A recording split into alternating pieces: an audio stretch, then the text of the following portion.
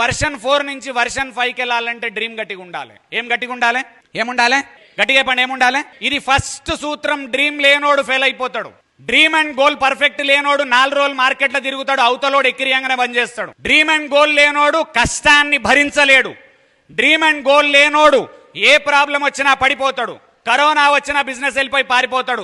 Sales కాకున్నా పారిపోతాడు. Leader తిట్టినా పారిపోతాడు.